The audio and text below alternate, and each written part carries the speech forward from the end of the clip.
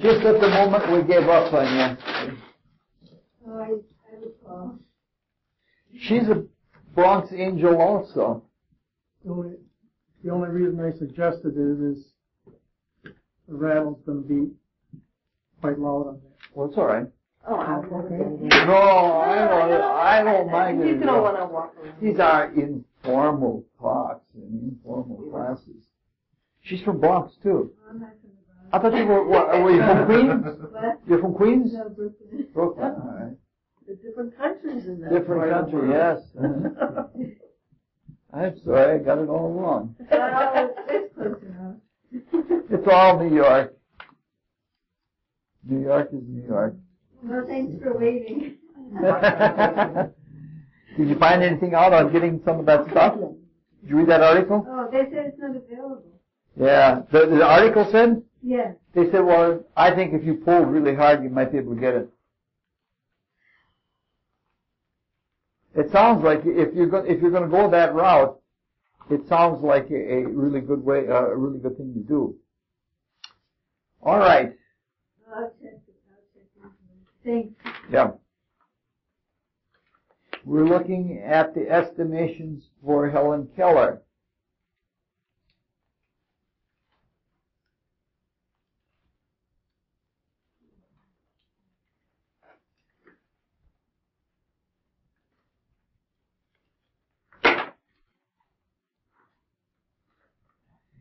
Do you want to go into any kind of great detail over it, or just look at it and ask questions? Review it. What? Review it. Review it. All right. What parts do you want to review? Just the stating of it, I think, makes it sink in a little bit more.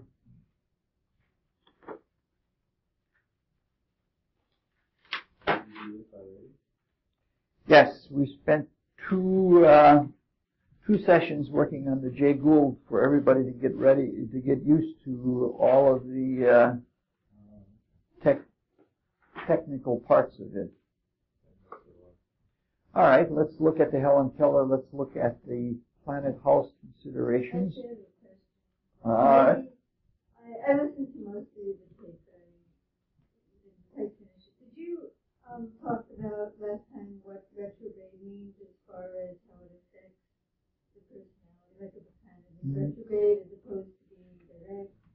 Did you talk about what it actually means to have retrograde planets? All right.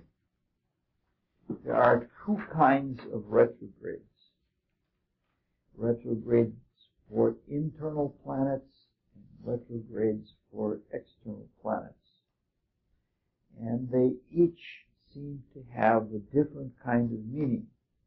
They're like interceptions, like you can have many different kinds of interpretations, but there are maybe one or two simple or rough ideas for interpretations. Retrograde, if you think about it, nothing in life is completely linear. That you make progress, and then you have to review it and look at it from another point of view, and then you make some more progress, and then you review it. And when you are reviewing, active work, as far as progressive work, as far as going forward is concerned, is held in abeyance. And so that weakens a planet as far as its direct influence, as far as its ability to get something done and all the things that that planet rules, getting them done. If it's an outer planet, it is retrograde when it is roughly opposite the sun. And the outer planets, especially the very outer planets, the trans-Saturnian planets, Uranus, Neptune, and Pluto, represent generations.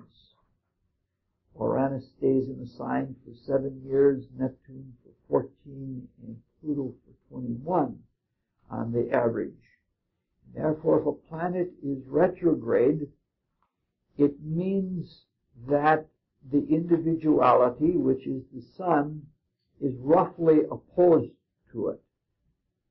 That means if there is a planetary activity going on, a generational planetary activity, the person who has the retrogrades is somebody who is a counter force or a counter force, because their sun is basically at odds. Even if it's not an aspect, it's basically at odds with what is being done by the generation.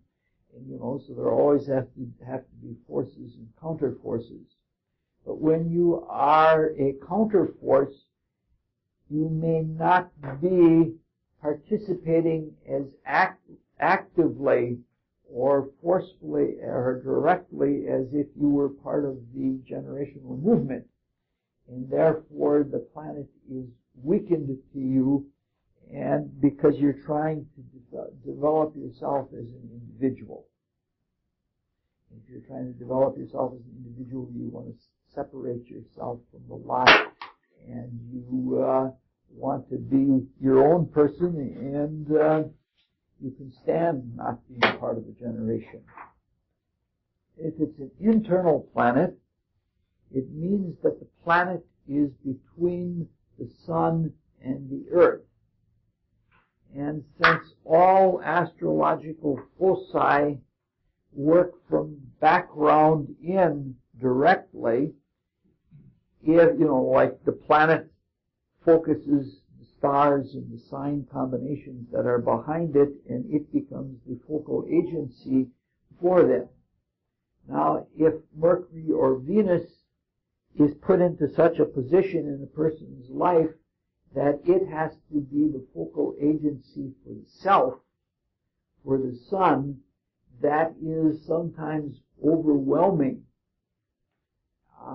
that for the planet. And so the planet is weakened because, like the mind can't bear the full impulse of the ego nature of the spiritual selfhood.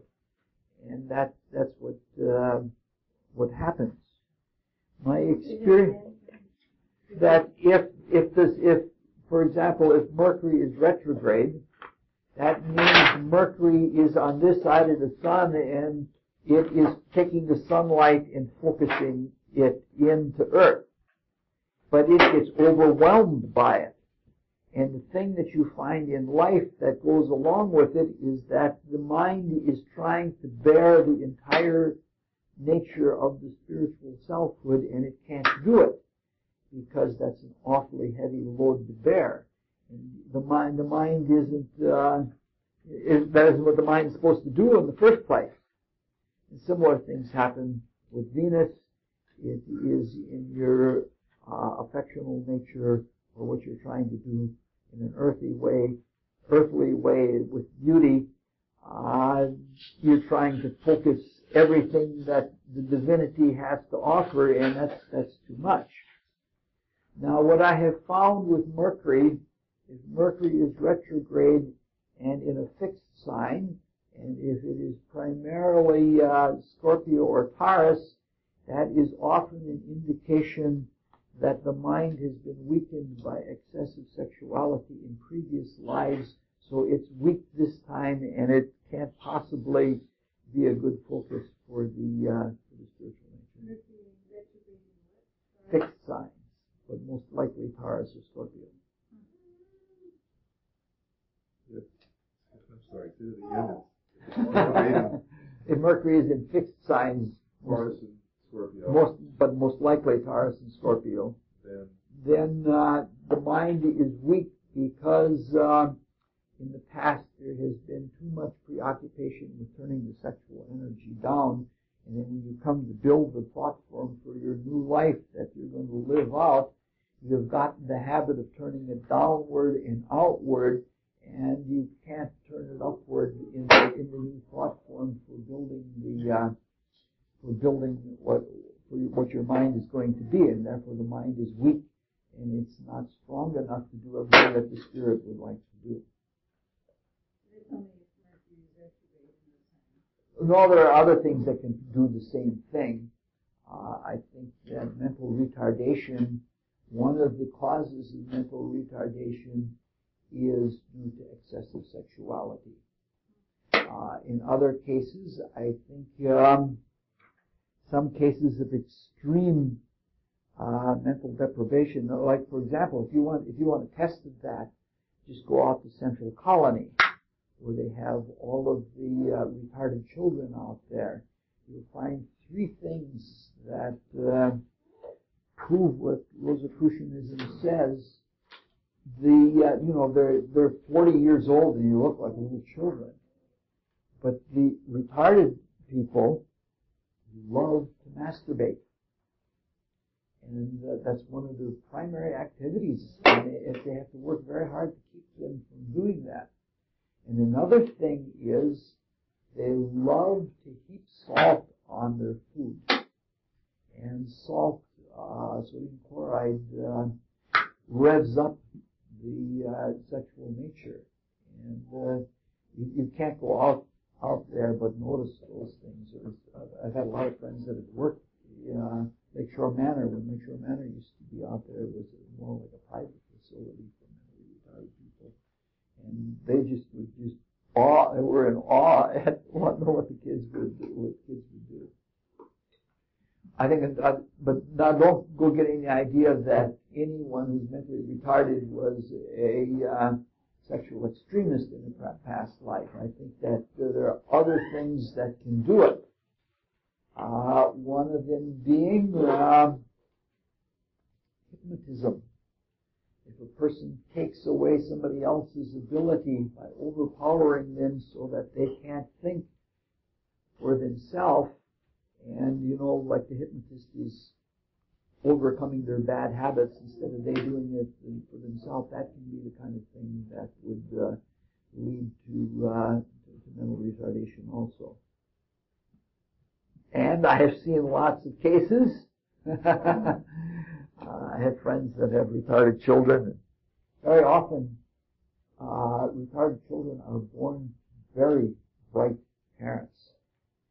And sometimes I get the inner take on it that they have bought their intelligence at the expense of not taking care of or looking after for others. All right. Not what everybody wanted to hear or go into, but... I have another question. When you said the internal planet retrograde, the planet is between what? The sun and the earth. Okay. Any planet that is retrograde will always be on the same side of the sun that the earth is. The geometry works out that way. Mercury on the other side of the sun, it never works that way. I think that we'll talk about one other thing that's extraneous to what we're doing, but this is a kind of a free-for-all night tonight. I think if there is going to be a combust Mercury or a combust Venus, I think that is more likely to occur with Mercury on the other side of the sun than when it's retrograde, on this side of the sun.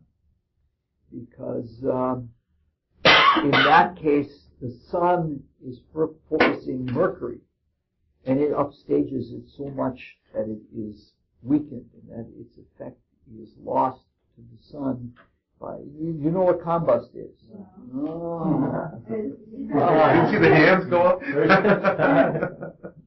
It doesn't always occur, but there is sometimes a condition that if a planet is extremely close to the sun, especially if it's an inner planet, it is said to be combust, and that it is significantly weakened. Oh. It doesn't always work. Sometimes it does, and sometimes it doesn't. That's what I wouldn't be that. Just because we're putting all these numbers out, I wouldn't be that firm about it, because the orb that you're concerned about is this one. It means you look and see is there or not. Observation is worth a lot of astrological doctrine. Is it true of the outer planets? Some people think so, but I don't. Do you think it's just the inner planets that are weaker? Even the outer planets are actually They're on the opposite hemisphere from the hemisphere of the sun. Which means that the sun is then counter to the generational force. Like there are insurgents and there are counterinsurgents. Intelligence and counterintelligence and then counterintelligence.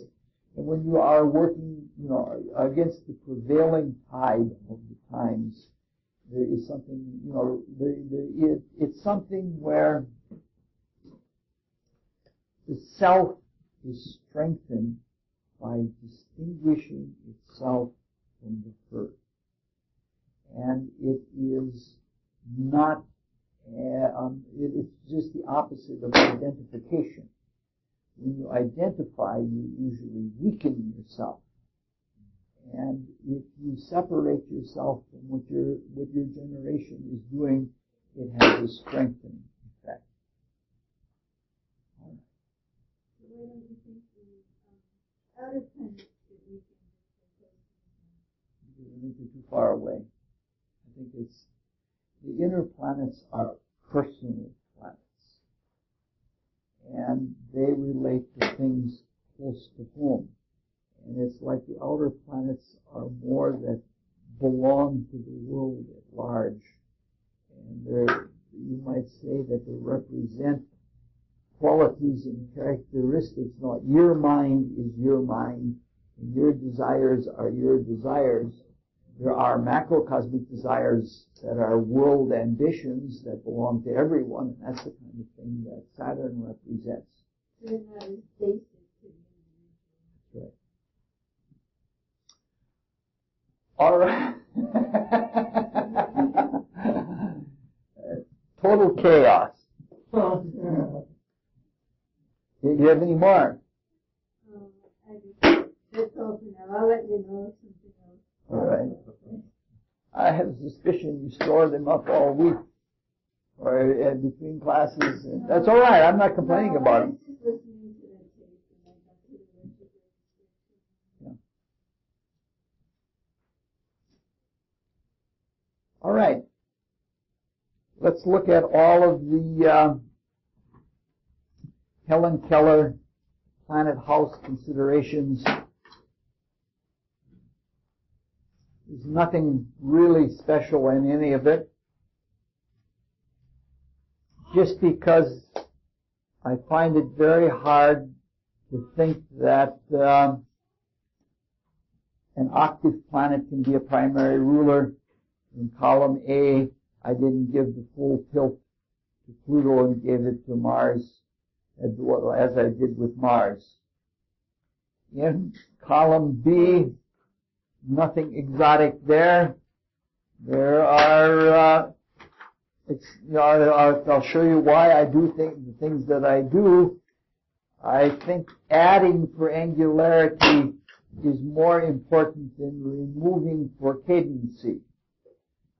Clearly, those fundamental relationships in life that are angular, you and I, and those above me and those below me, those simple fundamental relationships are more important than the distraction that comes from doing something second hand. In column C, Richard? yes. You didn't put Pluto in there in column B. Is there a reason for that? Well, maybe I put it in the wrong shot. I don't have it. Yes. No. That minus, see, that's good, because I told you there might be errors in there.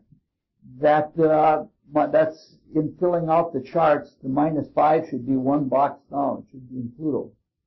Thank you for catching that. Let me get a pen and put that in. Pluto's in an angular house, isn't it? Oh, okay. Shouldn't be plugged in. Neptune, Oh, let me check. I don't want to get too Uranus, yes, you're right. Yes, there should be an extra one in there.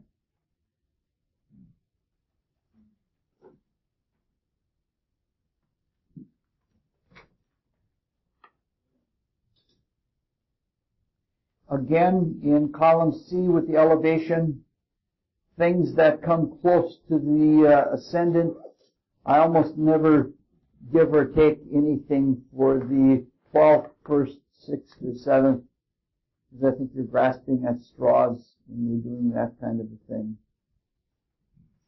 Another question. Yes. You said on the back here, do not overlap with step 3. Yeah. When you're doing that. Yes. Now I'm not sure exactly what that means, because I took it to mean that if you had something for it in column C, then you would ignore it in column B. No, you don't ignore it, but you don't, when you make your estimation, or when you're weighing something, you don't weigh it twice. Like the perfect example in this case would be Uranus. Uranus, you've already said that it's a 10th house thing, and you just, when you're working with column C, you don't care that it is the 10th house rather than the 9th house. You care that it's that highly elevated, and you don't treat it specially because it's in the 10th house, because you've already taken care of that in column B.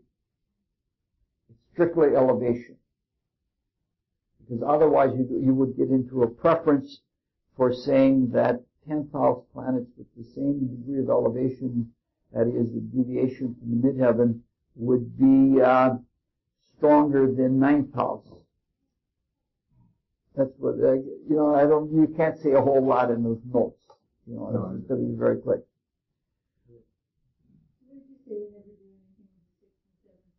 Because the elevation, yeah. Now, you can make an argument for that, but I really don't think it applies. If you've ever sat at a campfire at dawn, there really is a difference between when it's in the 1st house and when it's in the 12th house. Because when the sun has come across the ascendant or across the horizon, it is a different thing. But I don't think that's the same thing. The temperature change from 5 minutes before the dawn to 5 minutes after the dawn is not like the temperature change between dawn and noon, for example. Okay. Simple stuff. All right. Anybody have any question on D? All right. Anything on E? Obviously, what?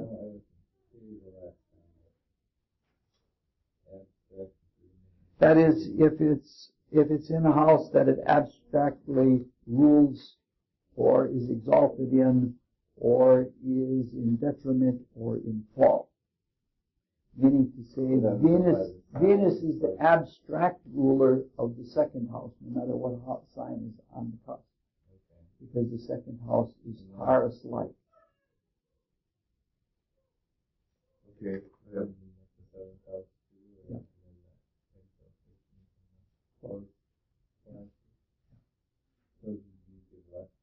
Yes. Exaltation is always weaker than rulership or detriment. Okay. Question? Okay. Obviously, yeah, these are all minor things. Like if you look at things like F, for example, not a whole lot is given for the for interception or planets ruling intercepted signs.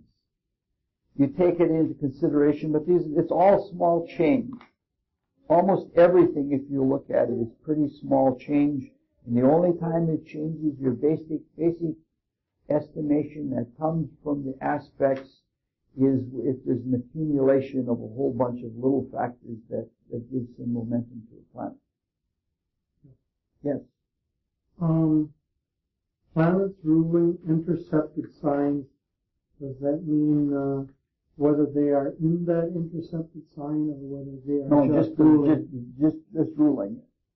Because the philosophy behind that is that an intercepted sign, you're not always going to be able to use that sign. There are so many opportunities that you're not going to be able to use the power of that sign. Therefore, the ruler of that sign is weakened because it doesn't have a toehold and it doesn't have a really good outlet. If it happens to be in the intercepted sign, what does that mean? It would mean that there's a double kind of weakness there.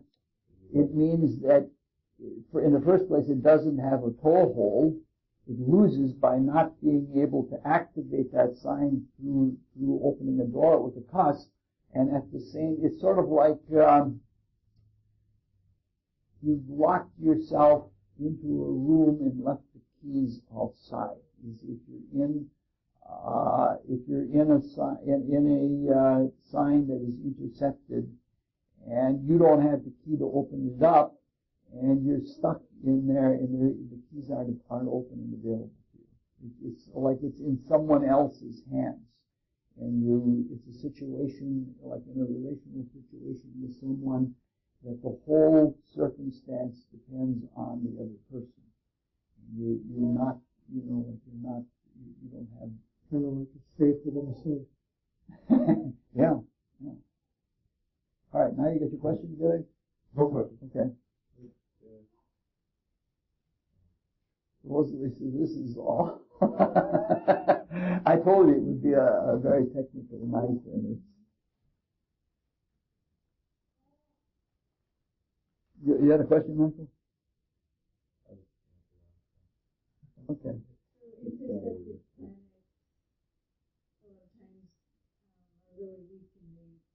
Not really weak, mildly weakened.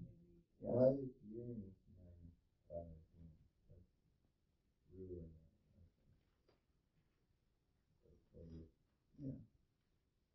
Yes, core rules Aquarius. What's that? That's right. When there's a different cusp before it, a different sign before it and after it on the cusp of a house.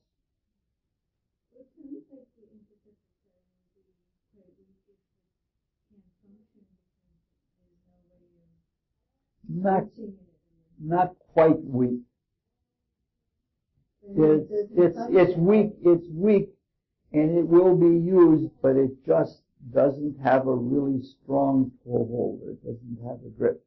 What I think the hardest thing is if the sign that is intercepted is ruled by the sun or the moon.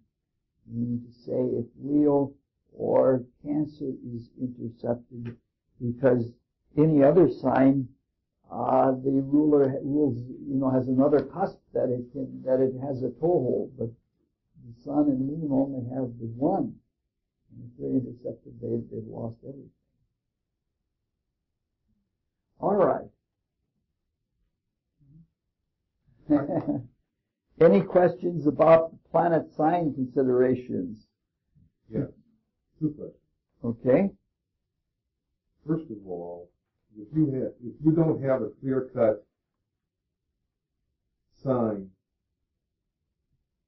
that, in other words, if there's 3 in one sign and 3 planets in another, then you don't count those. I count them both, but I give them weaker counts. Because what you're trying to do with the estimations is trying to see how something stands out in the crowd. And secondly, with the biggest needs, you're pointing to the biggest houses. Yes. And if all the houses are pretty much the same size, I would give a low amount for the biggest house. But you're always going to have 2, right? That's correct. So yeah, you look at both of those. Yes. Yes. And they both get something tacked on. The whole idea is that every day is a new day. And every day the sun goes through 1 degree of the zodiac. Therefore, if a house is larger, that means there are more opportunities or more days that you're going to have every year to work on the opportunities that are indicated by that house.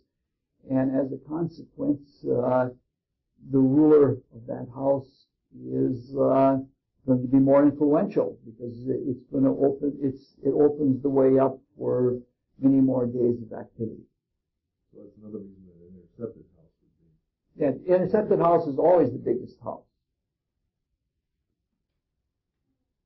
If there's an interception, it's always going to be the biggest house.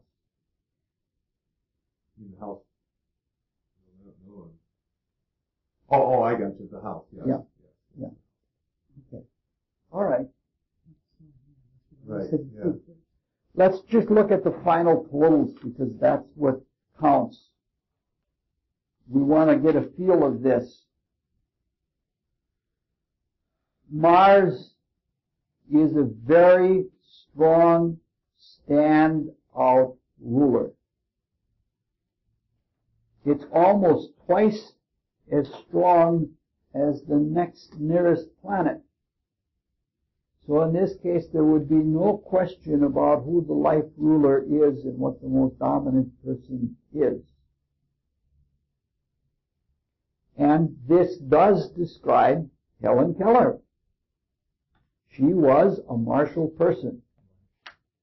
Yeah, not a Martian, no, a Martial person. She was a Hellion. She was like an animal. When they came to get her in Alabama, and she had been deaf-blind for several years, and nobody could control her. She was like a little animal. Inwardly, she had like a sweet, soft nature, but it was like, like you take in a feral cat. It was like that. And this stayed with her throughout her life, even after she was highly cultured and had received a college education and everything else. She was still fierce. It was Scorpio rising, she was a bullhead, and she wanted to do things her way. And sometimes Annie Sullivan had to fight with her, had to wrestle with her, because she was so set and determined she was going to do what she was going to do. So it's pretty accurate. So what we've come up with accurately describes her chart. Second and third planet are virtually identical to each other in strength. And she was an oddball, an Iranian oddball, in that she was both a socialist and a Swedenborgian. She was a Swedenborgian socialist, so you would expect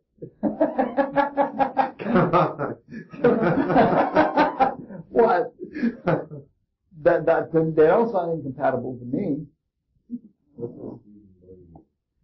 Emanuel Swedenborg was from Sweden, and he was a mining engineer. And he was a very erudite man, and he had patents on how to processes for extracting ore. And one day, he found himself completely clairvoyant. And for all the rest of his life, he wrote about his clairvoyant experiences. If you want the occult scuttlebutt from Rudolf Steiner, he claims that Swedenborg is the rebirth of Ignatius Loyola. And Ignatius Loyola wrote a little book called Spiritual Exercises for Jesuits. Ignatius Loyola was the founder of the Jesuit order. And they were spiritual exercises that were not founded on cosmology, because Ignatius Loyola was not an initiate, and they were not founded on the principles that rule our inner bodies, but nonetheless they gave internal discipline. And so he practiced his own exercises and carried him so far that in his next life he had clairvoyance. But because he wasn't part of a mystery school or something like that, he had to write his own language.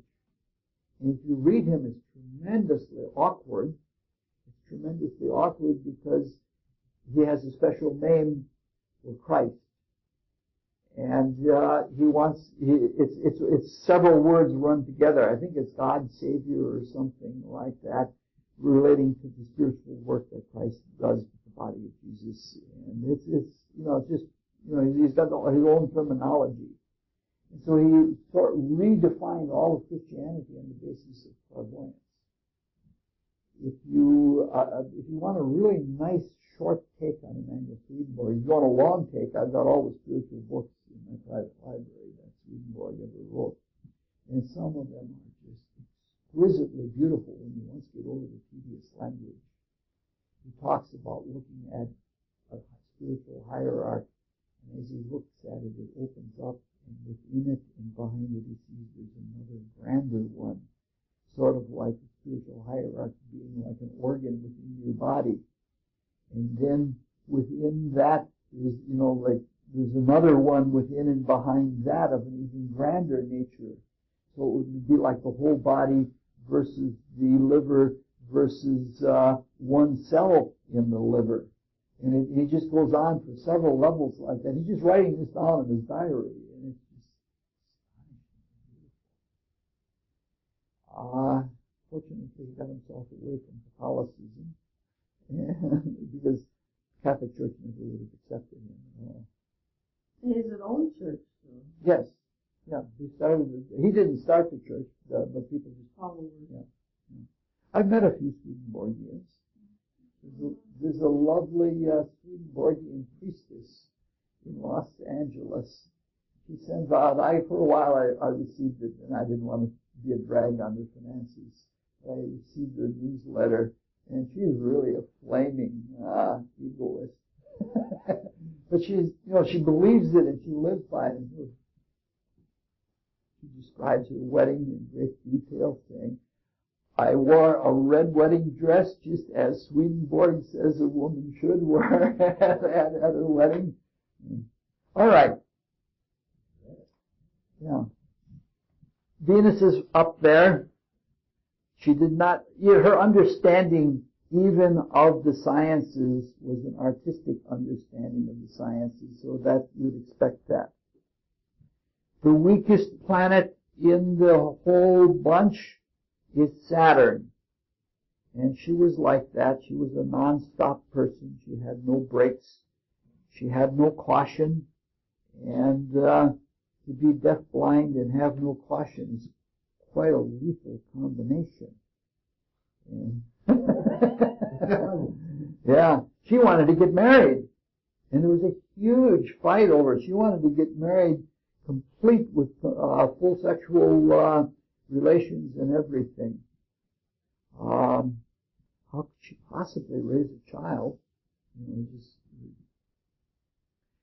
I think the way they got to her on it was because she was so sensitive. She was sensitive enough that if you gave her a petal of a white rose versus the petal of a red rose, she could tell you which one was which. And could you imagine someone like that in overwhelmingly strong sexual relations? It would, that would blow so many fuses. Yeah, even for a normal person. I'm only mildly sensitive, and it's too much for me. I have a hard time handling all of that. All right. Is there any significance to the fact that the first 4 planets are all involved in the interceptions? Not that I know. I wouldn't put a lot into that. All right, let's quickly move on to another one here.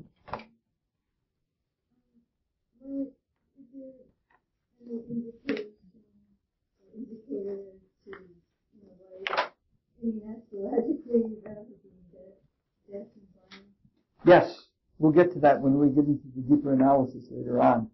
We'll look into several things for it. First of all, I hate talking in generalities, but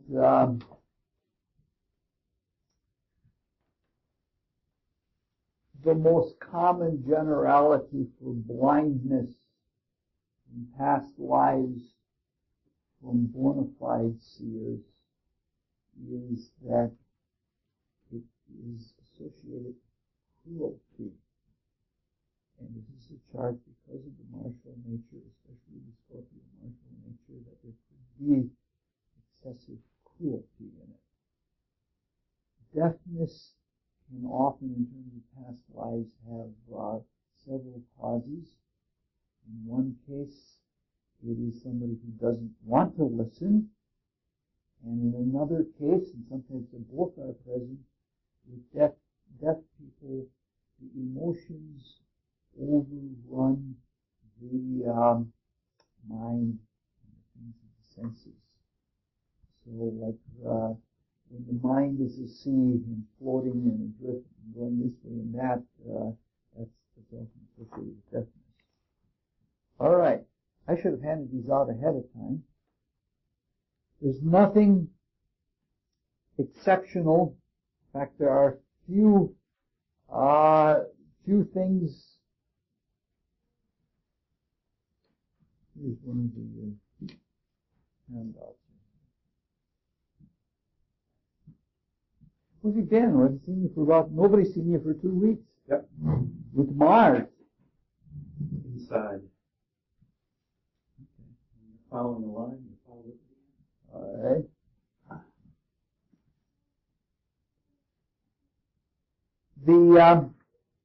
Looking at the Mohan Gandhi chart, there's nothing exceptional that stands out in any of the estimation processes. There's nothing rare, nothing, they're all pretty vanilla. If you look at things, many charts, comparing them all, you'll find out usually that things run pretty common to all of them. In this case, we also have a decisive life ruler. It's not as standout as the first chart, the Helen Keller chart. This is a Mars rulership. I now have on the shelves two autobiographies two different varieties of autobiography by Mohan Gandhi, if you want to read and get some insight into his life. By his own agreement, he would say that he was much better at non-cooperation than he was at tough love. He had two principles. One was non-cooperation, and one was called satyagraha, which was love, a strong love or a tough love. And non-cooperation he was excellent at. He was, in fact, like Helen Keller, another Scorpio rising, he was a bullhead. He wouldn't participate, and he made a whole philosophy out of it.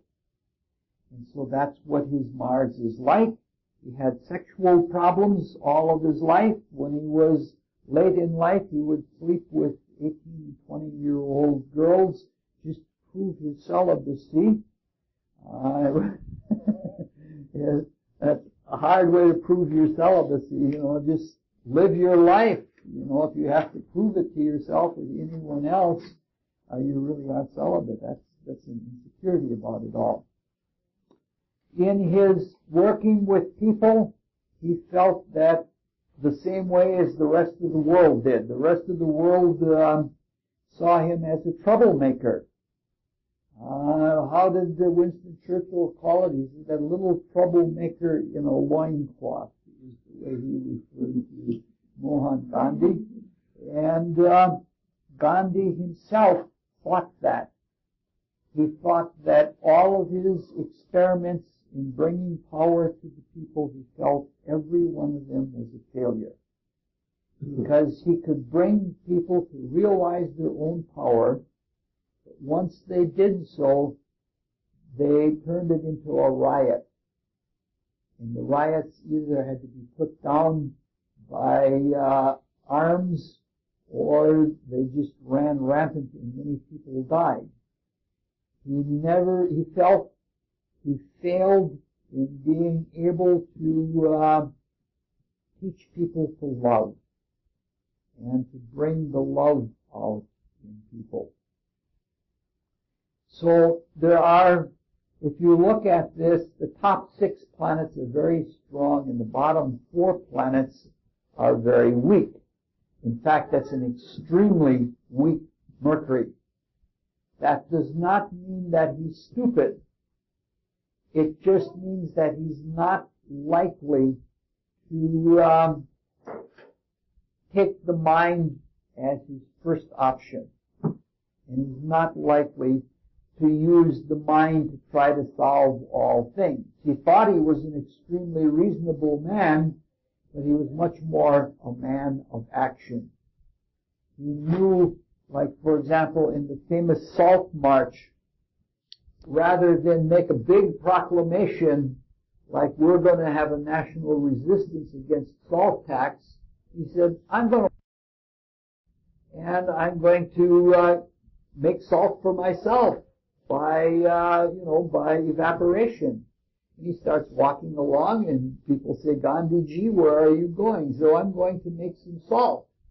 And by the time he gets there, thousands of people, and he just took simple actions, or sometimes simple resistive inactions. And that's the way he went. I don't know what more to say about that. It's when you have, if you look at the major T-square between Mars, Venus, Jupiter, Pluto, and the Moon, those are the first 5 planets, and they're very, very strong. When you have a strong aspect pattern, it's very difficult to determine a life ruler. It so happens that a lot of other things add up for Mars that go beyond the mere number of aspects. It's stronger in the number of aspects. If you look down column, the first, column, where is it? I don't have it written. Column 14. You look down that Mars is the strongest already, but then in all of the other totals, it brings up quite a few other things. When we get the crazy horse in a few minutes, if we get there, we'll see that strong aspect patterns don't make a easy rulership. So you sometimes not have a life ruler? Yes. You can have co-rulers, and sometimes you don't want to designate a ruler. A life ruler is only important if one always leads with that rule. That if that's always your first choice. Otherwise, looking for a life ruler is unimportant. I suppose we could go into a little side trip about that. Let's do that since we're doing it. Let's say you have a strong aspect pattern and a number of strong planets. Could the whole aspect pattern Yes. Yes. rules the chart? Yes. Yeah. Because that defines everything else. If you look into the reports from bona fide seers, looking at the aura is a very difficult thing to do because you have to focus and not look with your eyes, but you have to look with the eye of emotion if you're looking at the desire world aura. It's a funny thing because it seems suspended in another dimension at the same time that you're looking at a person physically. It looks something like a superimposition when you're looking at the desire world aura. And it's constantly changing color because we're constantly changing our mood.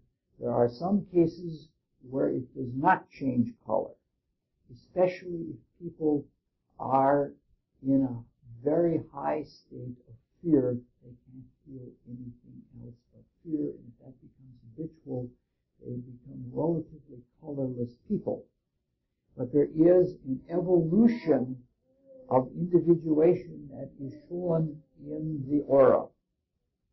And if a person is not strongly individuated and is still under a nationality spirit or under a cultural spirit or under a race spirit or a religious spirit, the basic stamp of the aura, not the transient feelings that are coming and going, takes the color of the spirit that is the guiding spirit.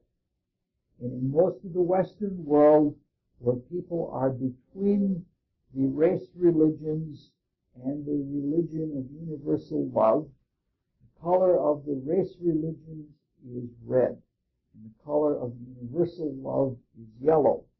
And therefore, in most Western peoples, if they are free or if they're still in the religion, the basic color is like an orange or a salmon pink.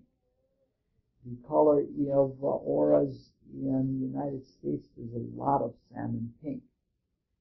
As a person separates from the cultural spirit, whatever kind it is, and comes to individuate, then they become like their horoscope, and the primary color of the horoscope is the color of the life ruler of the horoscope, because that's their basic outlook on life.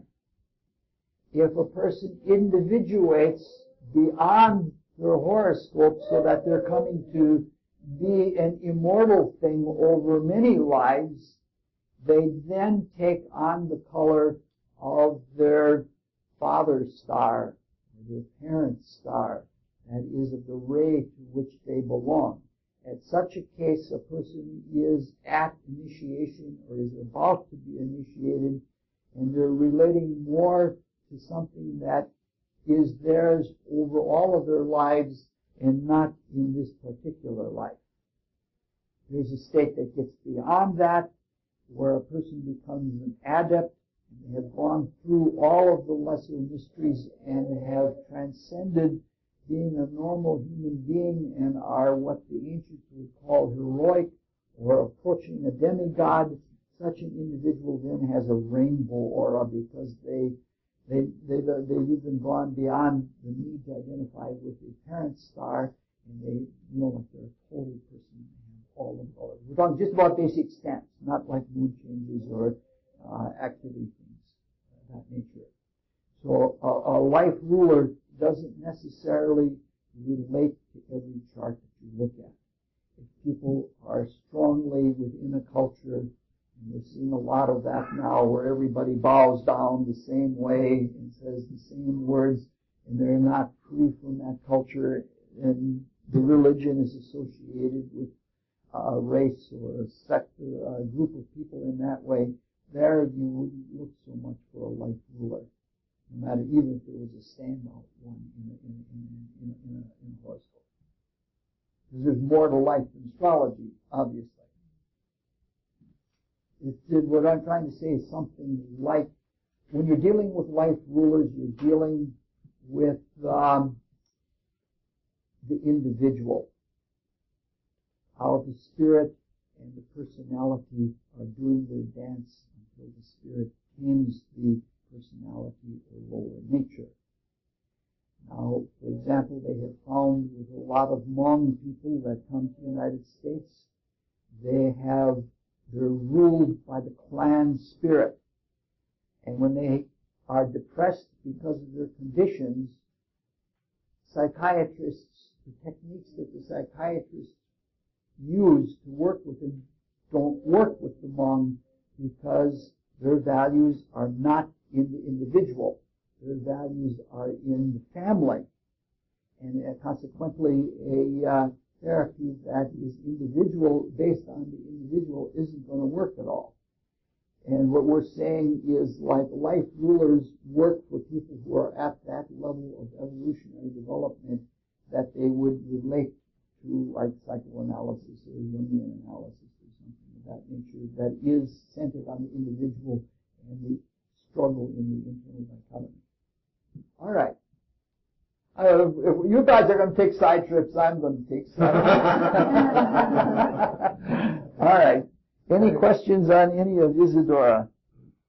I just had a question about one of the things you said about planets, the light ruler, and certain colors. Yes. If you have a life ruler, this Isadora Duncan has a life ruler of Mars. Yes, but this is an Aries Mars. This was a daring do kind of person. I think that she was really supercharged. The idea was that her entire dance movement was based on energy that she brought out from herself. She dynamized things, and with her dynamic is how she moved people. But she was kind of brassy, and Mars Jupiter is a brassy kind of individual. She could be pretty crass. She claimed to be real cultural, but when she couldn't get champagne, she'd settle for a bucket of beer. And the first time she met one of her lovers, within a half an hour of meeting each other, they made love on a hardwood floor. I don't think they even took all their clothes off. This is very martial. It's something that really stands out. This is pretty accurate to her character. The only thing that I don't see from her life, Mercury is about the fourth strongest planet. She certainly wasn't a mental giant, but she did like getting into gossipy things. Very much like getting into gossipy things, especially who was whose lover, and in the Paris scene during her day. Nothing really stands out in hers. What I suggest is that over the next 2 weeks, you scour through these charts for tonight and find any errors and write down questions. I like the fact that Ellen writes down questions and that she's ready ahead of time, so that before I get a word out of my mouth, because she knows I'm going to filibuster, otherwise, that she's got questions all set to go. All right.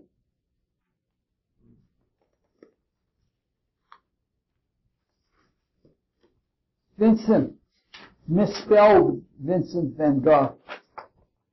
I learned that William Butler Yeats was a very poor speller, and that lifted my spirits.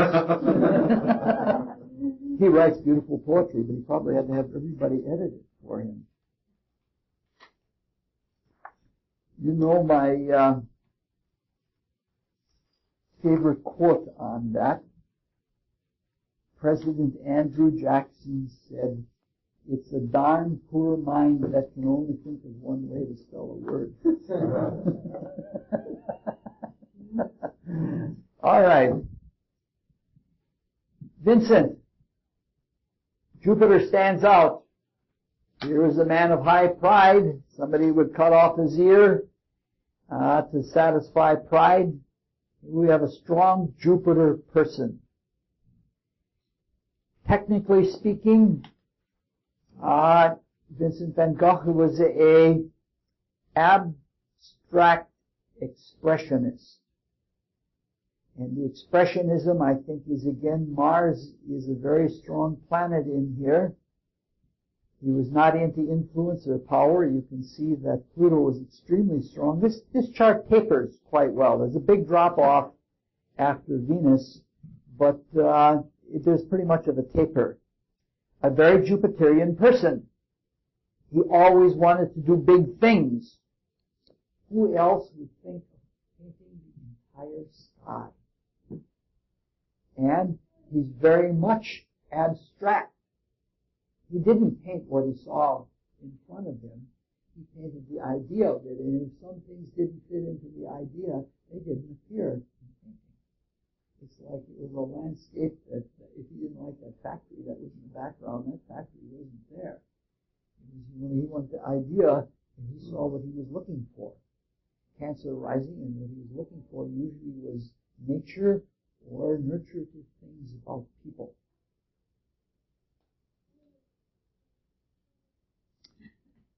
Any questions about any of it? Aries does tend to a little bit to egomania. The sun is not very strong in this chart, so the egomania is a very passing kind of thing, and he's not a major egoist. So all of those self-portraits that he did, if you ever see about a half a dozen of them together, I saw a show about 3 years ago in Los Angeles. Paul and I flew out there just for the weekend just to see the Van Gogh show. We bought memberships for a year so that we could get tickets. And it's amazing how different he looks in each of those self-portraits. It's like he was in a different mood and a different skill level and everything else he did then. He has an unaspected sun. That's why everything is so fleeting. That's an interesting thing because the sun gains so many things along the way that it's unaspected, that it's still not the weakest planet of all, as with Mercury in the chart that we looked at just before this. What, I mean, to have an unaspected sun is something extremely unusual, I think. I think it maybe happens maybe once in every 30 charts, something like that. I haven't run the computer program to see how often it happens. No. The question would be then regarding that, do they have difficulty knowing who they are? Yes. Yes. It indicates freedom. We are relatively free to self-determination. But when you are free, it means that there's no predisposition. And it's like trying to, those rollers that they use for rolling things into buildings, those conveyors? You ever try to walk on one of those? You can't, there's no traction. And when you're a free person, you are at the frontier of life. And you have to make it up for yourself. And something like that is what is here.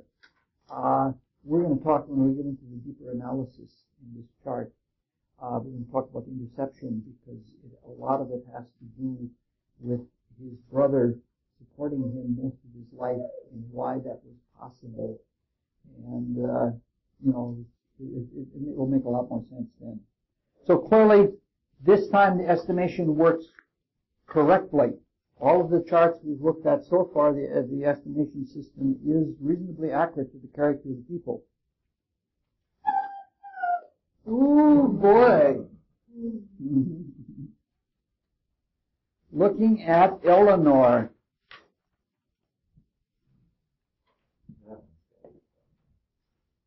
What? This one is surprising to me. I'm not completely convinced of the total accuracy of the system in this case. There is a standout life ruler. It is the moon. But the moon is dominated by that one very strong aspect, the strongest aspect by far in the entire chart. And even though the moon is in Cancer, she's not what you would consider a nurturative kind of person. She's not like, let me tuck you in.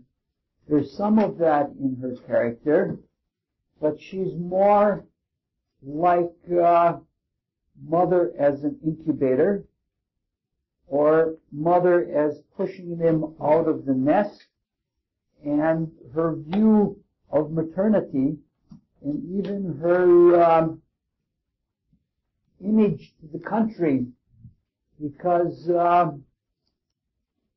first ladies are either seen as first lovers, or they're seen as first mothers for the whole nation. And we all look up to the First Lady. And she's not looked at as a mother who is trying to protect everyone.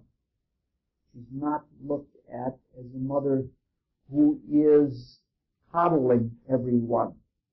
The mother image that you get of Eleanor Roosevelt is that she is a mother, there's something wrong, we've got to do something for our kids, kind of thing. That's what that Mars-Moon aspect is about, or there's some, like all of her work with Appalachia, all of the do-good work that she did, it wasn't just to protect, it was to do something, and to care enough to take action and to get things done. Oh, he's so beautiful. He made me tired, but he's beautiful.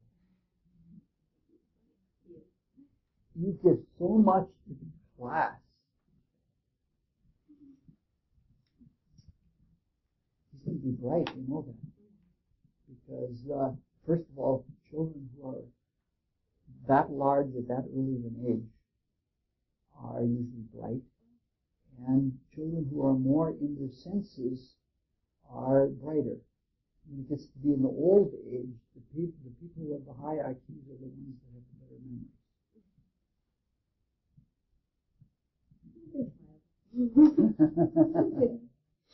He's going to remember that. Yeah. No, he's looking at all the colors here. Yeah. All right. Any other questions about Eleanor? It tapers down pretty well. There's a strong middle. There are 3 planets that stand out pretty much at the top, and the middle is pretty even. The thing about the planets that are at the top, the 3 strongest planets, all have to do with galvanizing power and galvanizing energy. It's the only reason that the strongest planet isn't Pluto is because we don't respond to Pluto very well. Our evolution is such that we're not really Plutonian yet. But she was a power player. And she, she knew where power was and was in there with the big guys. Why would you say you didn't think it's reflected? Normally when we think of Eleanor Roosevelt, yes, you do always see pictures of her with women's activities and with children, but you think of her with that huge big smile. And there's none of these things, nothing in the chart. Maybe it's just the Sagittarius rising, but there's nothing in here in the planetary worksheet that would indicate that she would be a super smiley kind of person. There's nothing that indicates that she is a grouch or that she's morbid or anything like that, but there's nothing that indicates something super smiley. I assume that this is the other way that Jackson would have spelled Roosevelt. I put 2 S's instead of 2 O's. All right. Take a look at Jupiter. Yep. You had 110. Mm-hmm. You had 73. And there's an error, huh? That would put it way up at the top as opposed to the Yes. bottom. Oh, that's no wonder the system doesn't work right. You've got to add for it to work right. All right. I did these in a hurry. So no wonder my intuition is better than my adding. So there'd be 2 of them at 183 then. Yes, be very high. Mars and Jupiter would be at 183. There you go. There's a smile. Yes, there's a smiley face. All right. That's a good point, though. I don't want to cover for my making a mistake, but that's a good point. Your observation and your intuition are more important than any kind of astrological system. And if it doesn't jibe with what you're seeing, then you've got to really look and see that things are right. Good. Maybe it was good that I made a mistake. And that's not a cop-out either, I hope. All right, now this really interesting one. This is the one that has no life ruler. We have the same situation. Neptune would, without the correction for evolutionary status, Neptune would be stronger than either Mars or the Sun. So you can say that 3 of the planets in the T-square, or as Ellen would say it, or just said it, that this is a person that has a T-square as a life ruler. This is clearly Mars-Neptune and Sun-Neptune are clearly charts of charisma. So this is the chart of an extremely charismatic leader. And the Mars-Neptune, not so much the Sun-Neptune, but the Mars-Neptune is the chart of a berserker. Somebody who goes mad and has visions in battle or before battle. The system is exceedingly accurate here. It points to him exactly what he was and what he was known for. Venus and the Moon are the 2 of the 3 weakest planets in the chart, and he certainly had his trouble with women. He could never have never had a decent relationship with any woman. Even the one that he loved very much was given to somebody else in tribal politics. His mom died too. What? Didn't his mom die when he was little? He was I raised by don't. his aunt. Okay. That's a detail I don't know. By the way, I'm going to go this summer, I think, out and talk to the man who got this horoscope, that Ihanamani. He works out at the Crazy Horse National Monument. And so I'm going to talk to him and see if I can get as much data as I can from him. Nothing else stands out except that big T-square. That's the whole of his life. The whole of his life is battling, struggling, fighting. All right, Louisa May Alcott.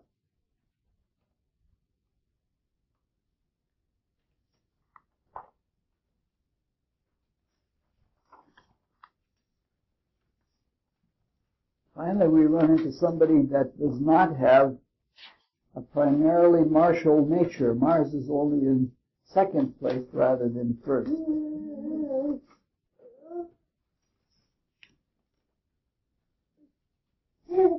I've read some of her writings. I haven't read any of the lurid, sensationalist fiction that she wrote, but I read things like Women, things like that. But I don't have a final judgment on her until I can get some better biographical information. It's not clear what she stands for. It's not clear. Even when she writes Little Women, Jo is supposed to be the autobiographical figure. Josephine is the autobiographical figure in the family that represents Louisa May Alcott. But Josephine is herself devious in that she writes lurid fiction for money and is rather smug about it. Night, night.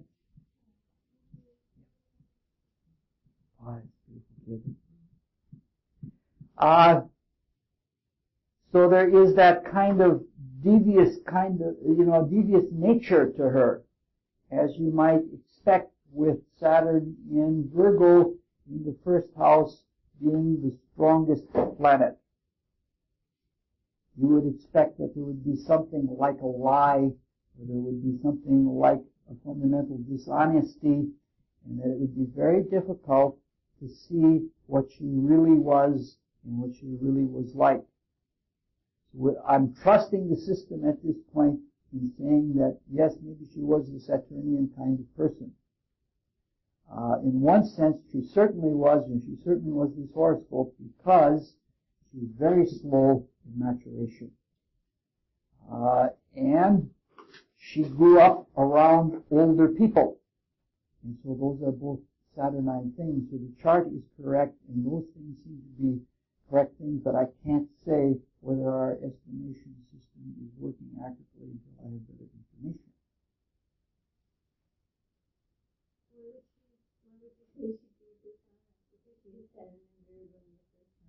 Yeah. Saturn in Virgo is a little bit mentally devious. It will do what it wants to do for selfish reasons, and it will bend the truth. It's Saturn-Mercury combinations, whether in aspects or in placements, in this case it's a placement, have the quality, even positive aspects, because Mercury really doesn't have a character of its own.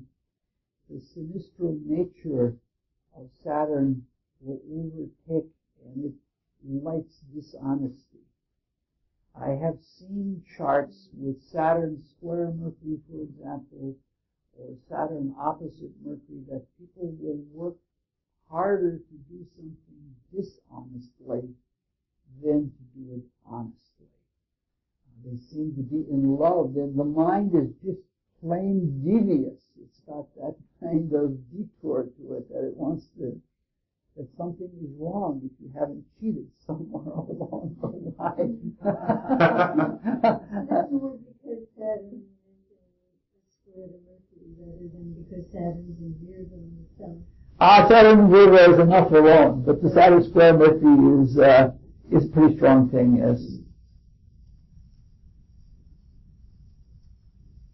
I imagine that because she had such high ideals and so much conscience, I suspect that the Saturn square Mercury was such that the spirit inside of her would shut her down if she became too dishonest.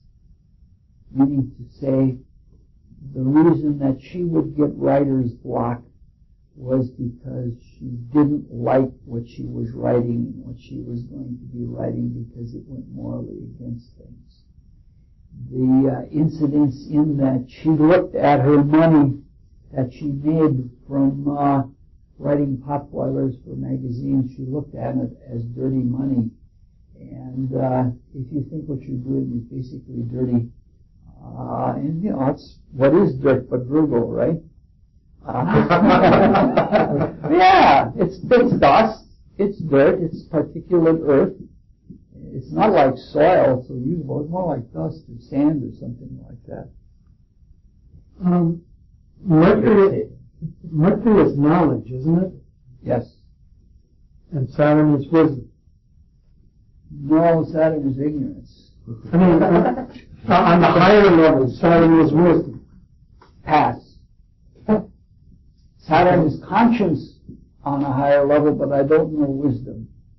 I would say that Sun would be wisdom, or maybe even Uranus would be wisdom, but I would think that Saturn, if you mean by wisdom, case, a track record of what's happened in the past, and saying, oh, I'm not going down that path, I went down there before and I got walloped.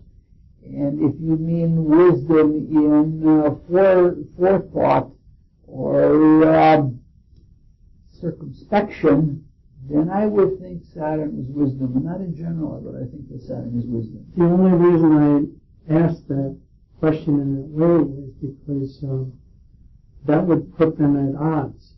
Well, they're certainly at odds anyway. And constantly going back and forth for basically. I would say blocked odds, because it is a square, and the square does block things off.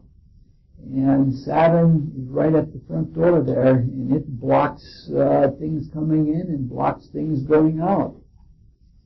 And Mercury tries to la it all away with abstract ideals, but I don't think it's enough. This might be somebody, what is the right term for it? This is a person who might have highfalutin lies. So she's not an easy character to read. Even the feminists who would like her to be one way or another.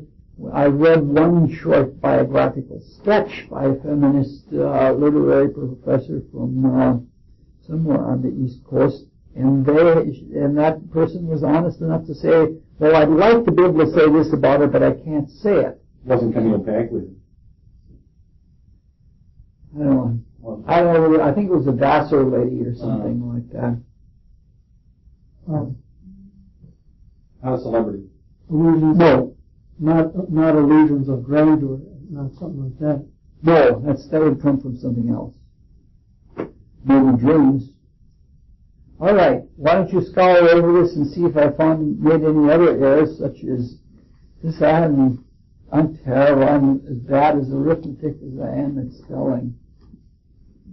In my geometry final in high school, I was the only person to get all the theory right and to get a C because I did 3 times 5 equals 8.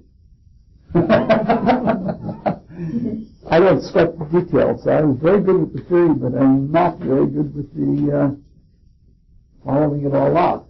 Thank you very much. Any more questions? Where is the writing coming in? The Virgo rising is enough in itself. Virgo rising is a writing? Yeah.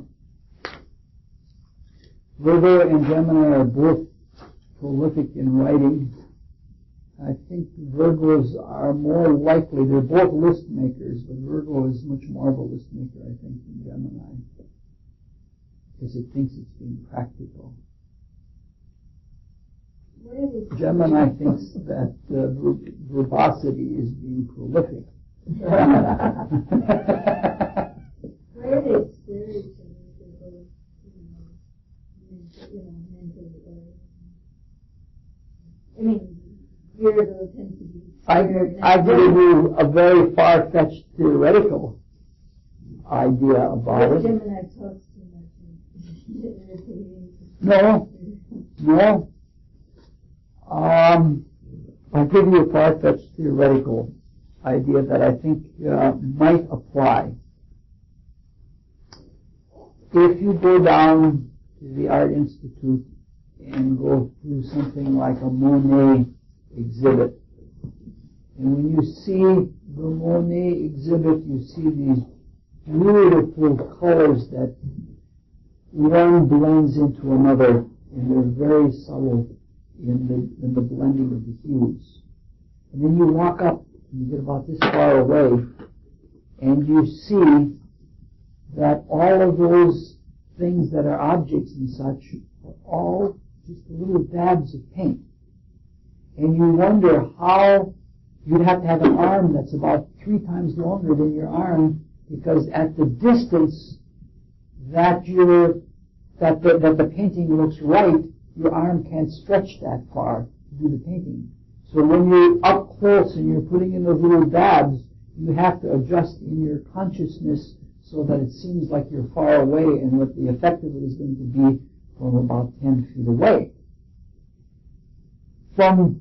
It's a miracle how those little dabs can become objects and landscapes and things that are so beautiful. And it is the kind of trap that artists sometimes fall into. I've been around artists at several times in my life, and I've heard some that have fallen into it where they have felt that they were magicians or that they were gods, because that they were creating worlds that weren't real worlds, but they were like gods, and they could make these worlds that moved people just from little dabs and splotches. A similar thing can happen with words. If you get into using words in such a way that they are persuasive, but not necessarily honest, that they say something, you can justify it, and it's a grandiose kind of lie. And that's the feeling that I get that with Louisa May Alcott, using words as her paints. She got into that kind of a mood and saw herself justifiably as a creator, and thinking that since it's fiction, since it's all fiction anyway, I might just as well lie. And maybe she did have pangs of conscience, because maybe fiction is all a lie and it's untrue and unreal. And something like that is what I think is involved with the Saturn square Mercury. Doesn't happen to you though, right? Oh. You don't have any writer's blocks. You're in chapter 18. In chapter 18 now. Big line! Cooked by my own ace got cooked there. I like it. That's it. Thank you very much.